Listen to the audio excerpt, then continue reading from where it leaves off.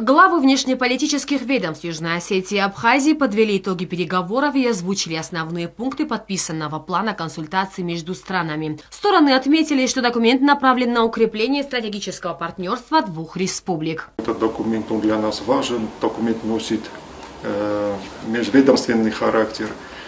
И, естественно, в рамках тех мероприятий, которые запланированы, которые, можно сказать, прописаны в других двусторонних документах, этот документ, план консультаций, носит более предметный характер.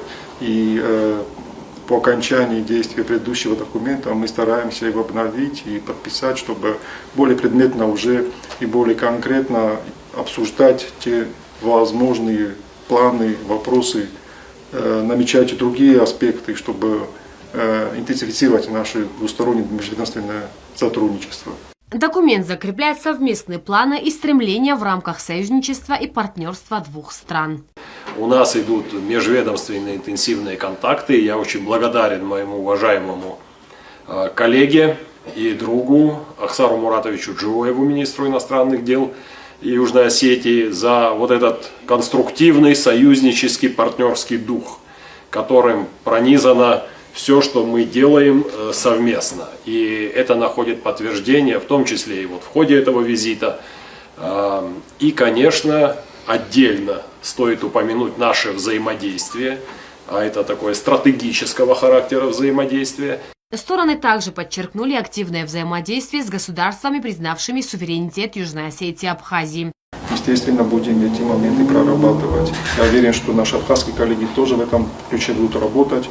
Олег Сасович со своей стороны об этом сам расскажет, но тем не менее позиция Южной Осетии в этом вопросе, конечно, она не изменилась. Мы будем искать, несмотря на всю сложность и всю нестабильность ситуации, тем не менее мы будем искать возможности выхода на новые регионы, новые страны. В этом движении к более справедливому миропорядку время работает на нас, на такие страны, вот, что называется, страны доброй воли, которые в союзничестве с нашими большими партнерами, такими как великая страна, большая держава, Российская Федерация, другие дружественные страны, смогут, наконец, сформировать свою собственную повестку и подтвердить свою субъектность в этом сложном и очень быстро меняющемся конкурентоспособном мире. Я думаю, что мы на правильном пути. В завершении встречи Ахсар Джоев выразил благодарность своему абхазскому коллеге за всестороннюю поддержку и помощь и подчеркнул готовность продолжать работу по развитию и совершенствованию взаимоотношений между двумя ведомствами. Зарина Кочиева, Айда Кочиева, информационный выпуск сегодня.